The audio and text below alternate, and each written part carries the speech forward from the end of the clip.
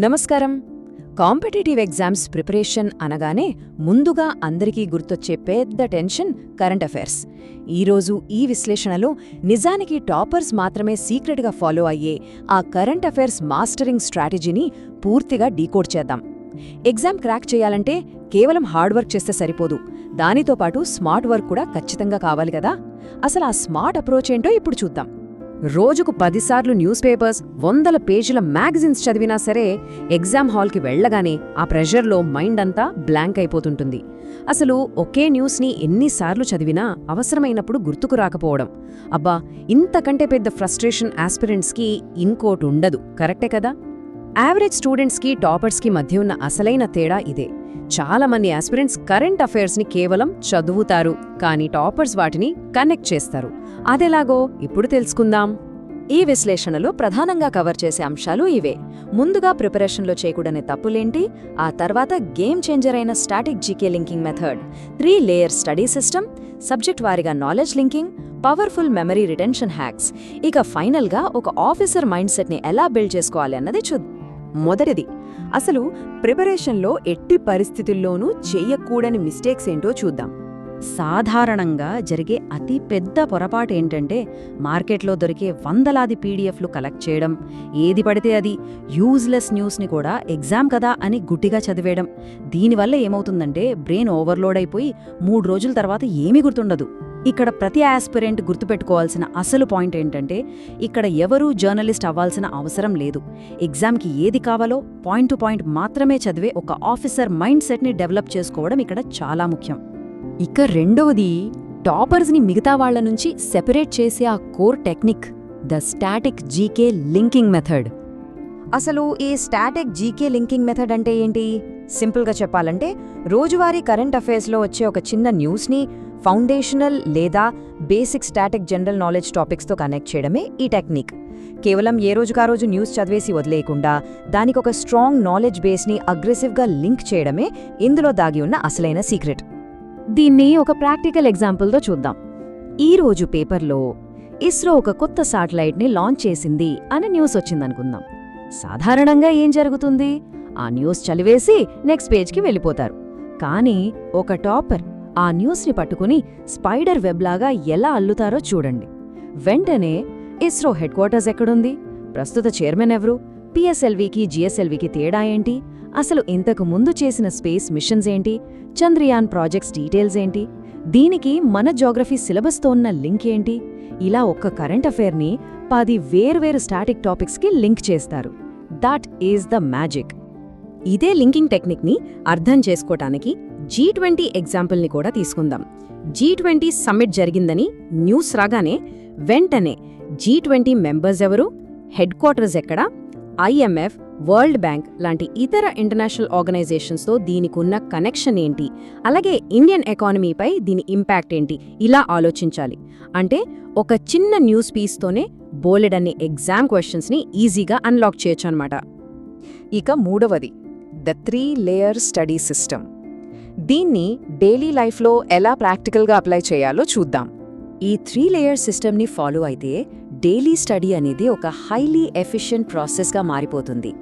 First, layer 1 daily current అఫైర్స్ని చదవడం.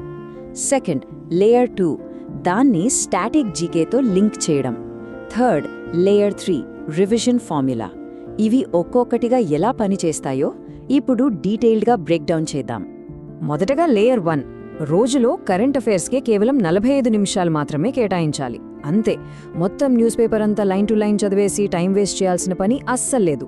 The Hindu, PIB లేదా ఈనాడు, సాక్షి లాంటి రిలయబుల్ సోర్సెస్ తీసుకుని వాటిలో కేవలం government schemes, economy, science and technology, awards, environment, వాటితో పాటు ఏపీ, తెలంగాణ రీజనల్ న్యూస్ మీద మాత్రమే స్ట్రిక్ట్గా ఫోకస్ చేయాలి. అంతే, సింపుల్. ఇక లేయర్ 2, మొత్తం ప్రిపరేషన్లో అసలైన మ్యాజిక్ జరిగేది ఇక్కడే. కరెంట్ అఫైర్స్ని స్టాటిక్ జీకే టాపిక్స్తో లింక్ చేసి రాసుకోవడానికి ఎప్పుడూ ఒక చిన్న నోట్బుక్ని మెయింటైన్ చేయాలి. ఒక చిన్న ఎగ్జాంపుల్ చెప్తాను. టైగర్ సెన్సస్ గురించి న్యూస్ వచ్చిందంటే వెంటనే దాన్ని నేషనల్ పార్క్స్, వైల్డ్ లైఫ్ శాంక్చురీస్తో కనెక్ట్ చేసి నోట్ చేసుకోవాలి. ఇలా ఎప్పటికప్పుడు లింక్ చేసుకుంటూ వెళ్తే భవిష్యత్తులో స్టాటిక్ జీకేని మళ్లీ సెపరేట్గా చదివే వర్క్లోడ్ సగానికి పైగా తగ్గిపోతుంది. ఇక లేయర్ 3, ఇది అల్టిమేట్ రివిజన్ ఫార్ములా. అసలు చదివిన కరెంట్ అఫైర్స్ని ఎందుకు మర్చిపోతుంటాం? సరైన టైంలో రివిజన్ చేయకపోవడం వల్లే కదా. అందుకే ఈ 1-3-7 రూల్ని మైండ్లో గట్టిగా ఫిక్స్ చేసుకోవాలి. అంటే డే 1 కొత్త టాపిక్ చదవడం, డే 3 ఆ కాన్సెప్ట్స్ని రివైజ్ చేయడం, మళ్ళీ డే 7 ఫాస్ట్గా ఒక క్విక్ రివిజన్ వేయడం. ఈ పర్టికులర్ టైమ్లైన్ ఫాలో అయితే మెమరీ రిటెన్షన్ సైంటిఫిక్గా పెరుగుతుంది. ఇక మర్చిపోవడం అనే మాటే ఉండదు. 4వ సెక్షన్, సబ్జెక్ట్ వారీగా నాలెడ్జ్ని ఎలా లింక్ చేయాలి, సిలబస్తో ఎలా కనెక్ట్ చేయాలి అన్నది చూద్దాం. ఇప్పుడు సబ్జెక్ట్స్ని బట్టి లింకింగ్ ఎలా ఉంటుందో గమనిస్తే, పాలిటీలో పార్లమెంట్ గురించి న్యూస్ వస్తే వెంటనే దానికి సంబంధించిన ఆర్టికల్స్, అమెండ్మెంట్స్, కాన్స్టిట్యూషనల్ బాడీస్కి కనెక్ట్ చేయాలి. జాగ్రఫీలో సైక్లోన్ న్యూస్ వస్తే Bay of Bengal, winds, disaster మేనేజ్మెంట్తో లింక్ చేయాలి. ఎకానమీలో బడ్జెట్ న్యూస్ వస్తే దాన్ని జీడీపీ, ఇన్ఫ్లేషన్, ఆర్బీఐ రెపో రేట్స్కి కనెక్ట్ చేసుకోవాలి.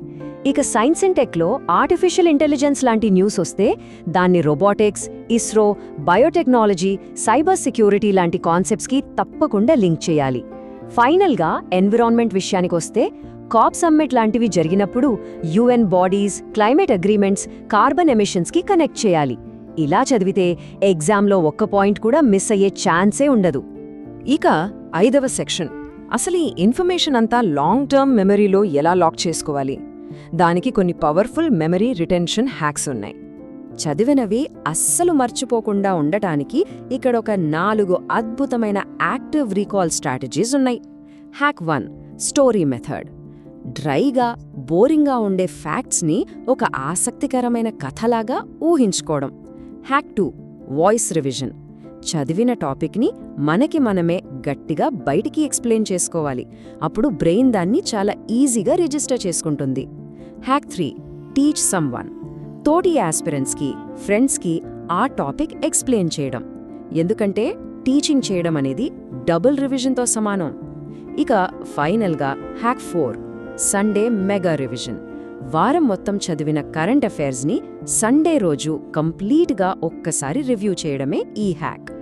ఈ టెక్నిక్స్ ఫాలో అయితే మన స్టడీ అనేది ప్యాసివ్గా కాకుండా హైలీ ఇంటరాక్టివ్గా మారిపోతుంది. ఇక చివరి సెక్షన్, ఆఫీసర్ మైండ్ సెట్ని ఎలా బిల్డ్ చేసుకోవాలి.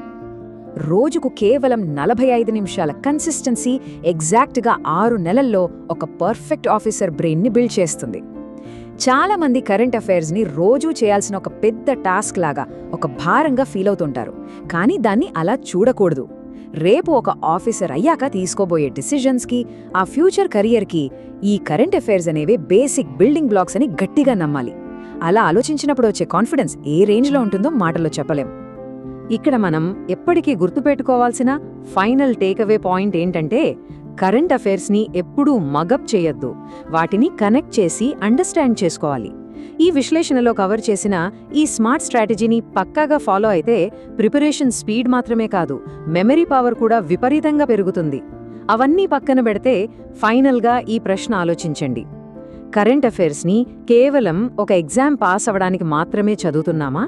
లేక రేపటి సమాజాన్ని పాజిటివ్గా ప్రభావితం చేసే ఒక నిజమైన ఆఫీసర్గా మారడానికి చదువుతున్నామా?